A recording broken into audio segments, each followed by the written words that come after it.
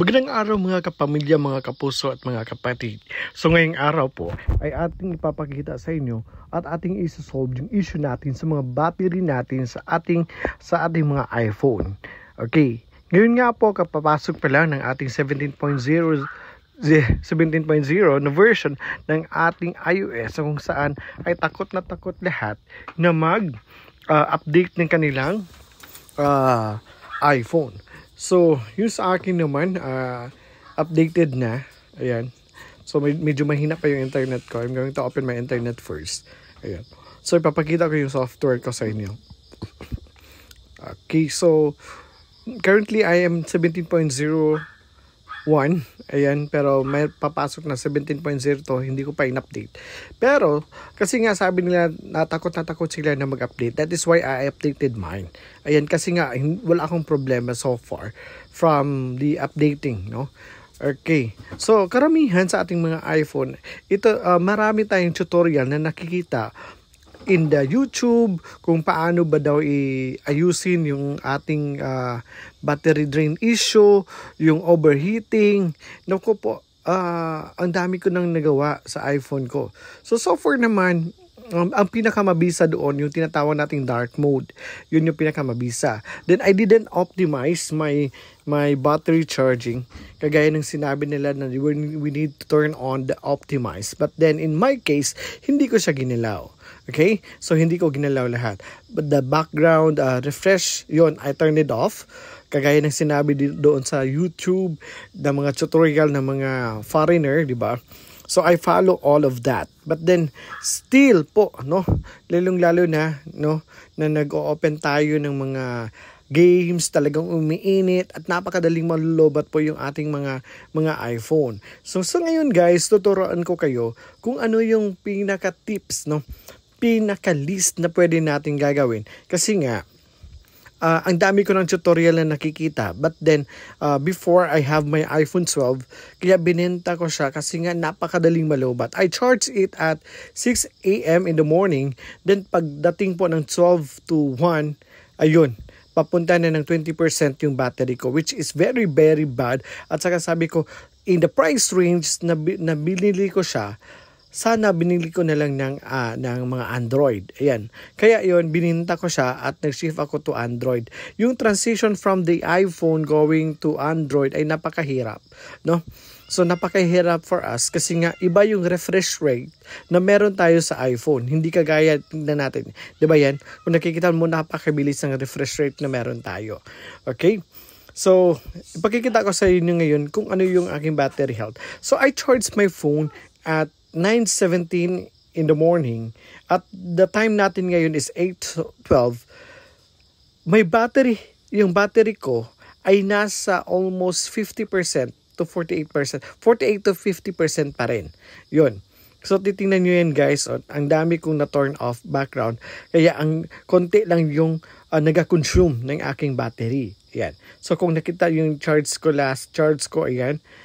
Yan yung battery ko for almost 2 months of using the iPhone 13. I'm using iPhone 13 for almost 2 months po. Nasa 100% pa rin tayo. Then I didn't hindi ko siya tinawag nito yung optimize. Yan ay naka-off yun sa akin. Hindi ko siya gi-on. Kagaya ng sinasabi ng iba na we need to on. Yan. So I off. Yan. I-off ko po yung aking optimized battery charging. Kasi nga, feeling ko, ito yung isa rin sa nagpapainit ng ating mga phone. Kaya, di ba yung issue natin about sa phone natin sa iPhone ay init. Ayan. Napakainit talaga ng phone. Lalong-lalo na naka-charge. So far sa akin po, sa 2 months na ginagamit ko siya, ay wala po akong issue doon. Kasi nga, I discover a technique or tips kung paano maayos yung aking iPhone. Ayan. So, ayan, balik tayo. Ayan, papakita ko lang sa inyo. In the last 24 hours, ayan po yung akin. Ayan. So, ganito lang po yan guys, no? If we're going to charge our phone, wag natin i-drain, no? Wag po natin ibababa sa 25%. So, dapat nasa pasok tayo doon sa 25%. Pagdating ng 25%, charge na natin hanggang paabutin po natin from 95 to 97 or 80% up. Wag nating isagad to 100%. Then, pag ganun po, na nakita na natin na umabot na siya ng 80 plus, going to 95 or 98, pwede na po natin siyang bubunutin yung charge natin. I mean, sa pag-charge yung phone natin, wag natin isagad to 100%. So, yun yung technique na natutunan ko din. Kaya na-maintain ko po yung 100% na battery health.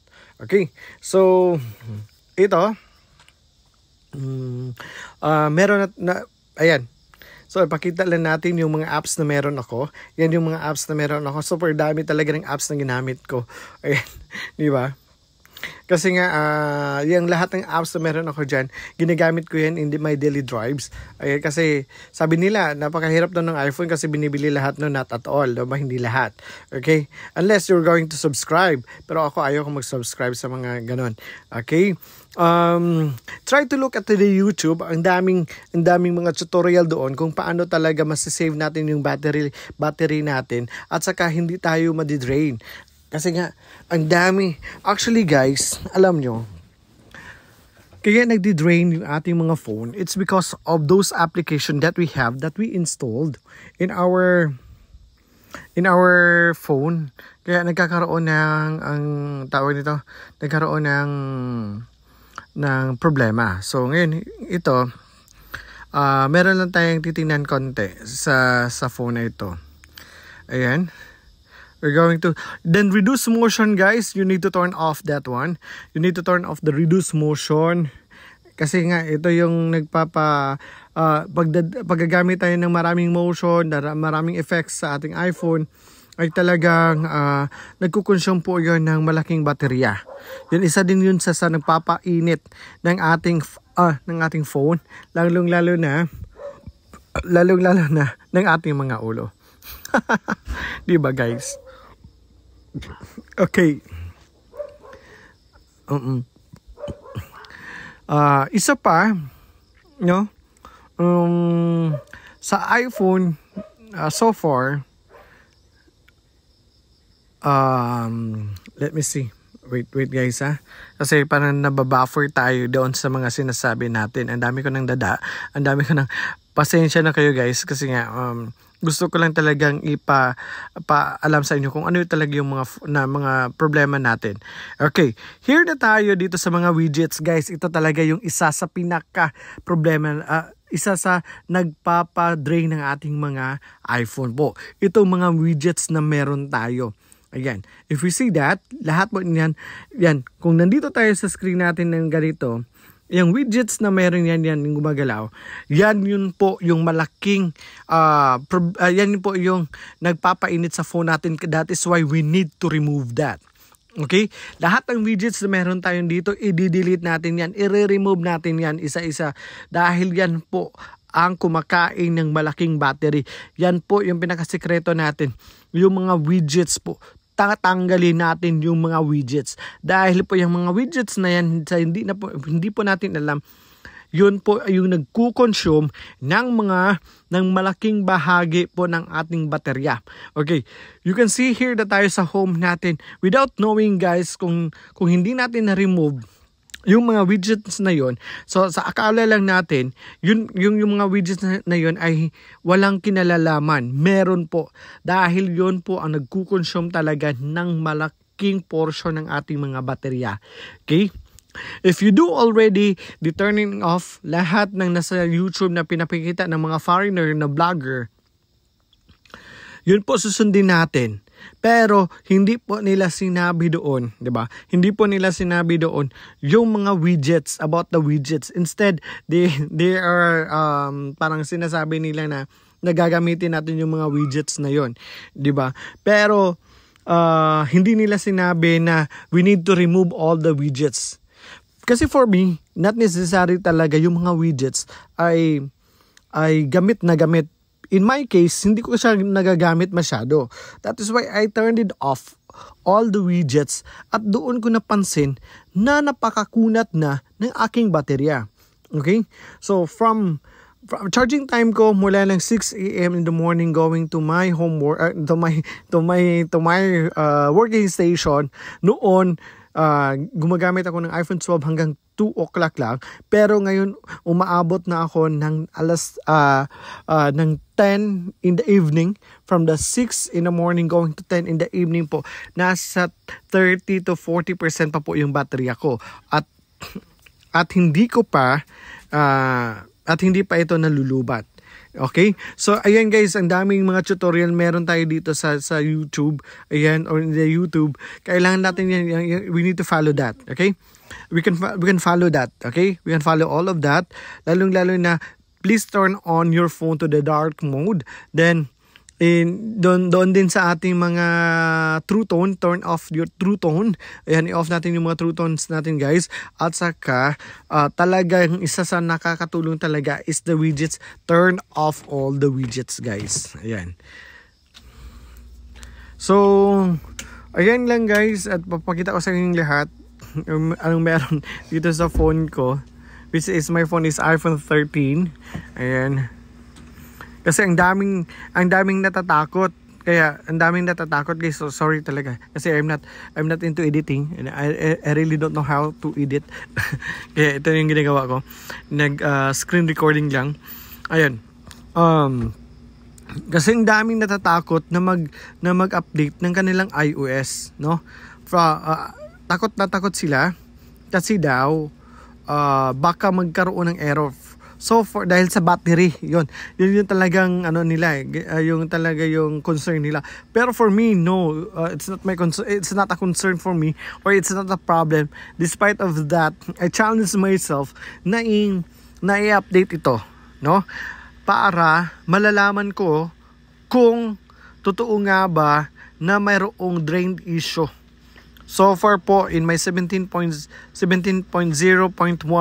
wala po akong na-encounter na problema. Okay? So, still at stake pa po ako, going to 17.0.2. But then, ito lang masasabi ko sa inyo, wala po tayong problema doon. Do not worry about that as long as you will turn off all of your widgets in your phone. Ayan. So, i-turn off lang natin, patayin po natin lahat ng mga widgets na yun guys. Dahil yun po, sila po yung kumakain ng malaking baterya. Lalong-lalo na doon sa ating mga kalendaryo, yun ang mga widgets, at ang dami pang iba.